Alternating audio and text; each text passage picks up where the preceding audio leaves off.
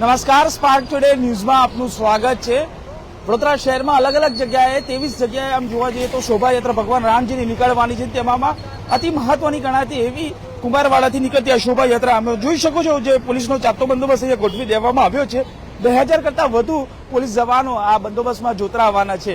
ખાસ કરીને વાત કરીએ તો એક એડિશનલ સીપી, એક જોઈન્ટ સીપી સહિત 6 ડીસીપી, 11 એસીપી કક્ષાના અધિકારી સાથે 60 જેટલા પોલીસ ઇન્સ્પેક્ટર સહિત પીએસઆઈ કક્ષાના અને પોલીસ કોન્સ્ટેબલના જવાનો આ ફૂલ પ્રૂફ બંદોબસ્ત સાથે ગોઠવી દેવામાં આવ્યો છે। શહેરના પોલીસ કમિશનર નરસિંહ કુમારની આગેવાનીમાં ચાપતો બંદોબસ્ત અહીંયા ગોઠવાયો છે।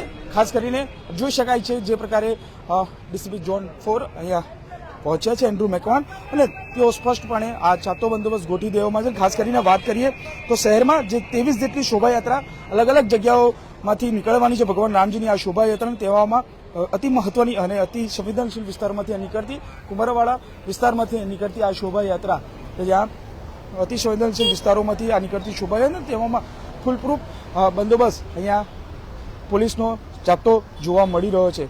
જોઈ શકાય છે કે એસઆરપીની 4 થી 5 ટુકડીઓ સાથે ટીઆરબીના જવાનો, હોમગાર્ડ સહિતના જવાનો, એટલે લગભગ 2000 કરતા વધુ પોલીસ જવાનો અહીંયા બંદોબસ્તમાં જોતરાવાના છે। ખાસ કરીને આપ જોઈ શકાય છે કે જે અતિ સંવેદનશીલ વિસ્તારોમાં આવતા અલગ અલગ જે વિસ્તારો છે ત્યાં આપ જુઓ કે બેરીકેડ એટલે કે પતરા લગાવી દેવામાં આવે છે, કોઈ પણ પ્રકારની અનિચ્છનીય બનાવ ન બને તે માટે આપ જુઓ કે અહીંયા દરેક જગ્યા પર આ પ્રકારે આ પતરા લગાવવામાં આવ્યા છે અને દર વર્ષની આ પરંપરા રહી છે અને આ પ્રકારે કોઈ પણ શોભાયાત્રામાં કોઈ પણ પ્રકારની પહોંચે નહીં, તેને અસામાજિક તત્વો જે પોતાનો મનસૂબો છે બહાર ના પાડે, અને તેના માટે આ પ્રકારનો ફૂલ પ્રૂફ અહીંયા બંદોબસ્ત ગોઠવી દેવામાં છે। જેટલે શોભાયાત્રાનો જેટલો પણ રૂટ છે આપ જુઓ કે જે કુંભારવાડાથી લઈને તે એક માંડવી સુધી આ જે ચાંપાનેર સુધીના જે અતિ સંવેદનશીલ વિસ્તારોમાં આવતો આ રસ્તાઓ છે કે જ્યાં આ પ્રકારે જેટલા પણ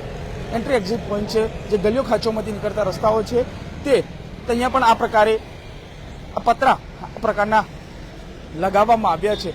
મારા કેમેરામેનને કહીશ કે અલગ અલગ આ જે ગલી છે જે જ્યાંથી લોકો બહાર આવી શકે છે ત્યાં આ પ્રકારે આ બેરીકેડિંગ એટલે આ પ્રકારના પતરા લગાવી કોઈ પણ અસામાજિક તત્વો પોતાનો મનસૂબો બહાર ના પડે તે માટે આ પ્રકારે આ પતરા લગાવવામાં આવ્યા છે। જોઈ શકાય છે કે જે એક્શન પ્લાન શહેર પોલીસ કમિશનર નરસિંહ કુમારની આગેવાનીમાં તૈયાર થયો છે।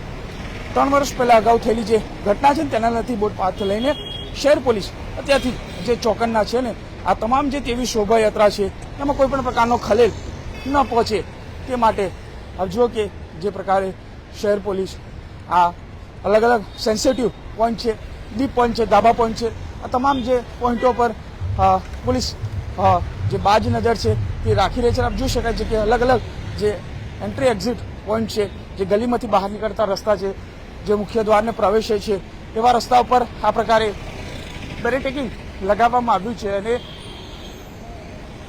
આપ જુઓ કે આ પ્રકારે અહીંયા પોલીસનો ચાપતો બંદોબસ્ત અહીંયા ગોઠવવામાં આવ્યો છે। એટલે આ પ્રકારે જે બંદોબસ્ત છે એ શહેર પોલીસ કમિશનર નરસિંહ કુમારની આગેવાનીમાં ફૂલપ્રૂફ બંદોબસ્ત અહીંયા ગોઠવી દેવામાં છે। આ પ્રકારે તમામ જગ્યા પર આવા જે ગલીમાંથી બહાર નીકળતા રસ્તાઓ છે ત્યાં પોલીસનો ચાપતો બંદોબસ્ત છે, સાથે જો કે અલગ અલગ જગ્યાઓ પર પોલીસનો બંદોબસ્ત છે તે આ પ્રકારે અહીંયા ગોઠવવામાં આવ્યો છે। એટલે આ પ્રકારની કોઈ પણ પ્રકારની જે શોભાયાત્રાઓ છે, તમામ જે શોભાયાત્રા 23 જેટલી શોભાયાત્રા વડોદરા શહેરમાં નીકળવાની છે, તેમાં 2000 કરતા વધુ પોલીસ જવાનો ખડે પગે તૈનાત કરી દેવામાં આવ્યો છે।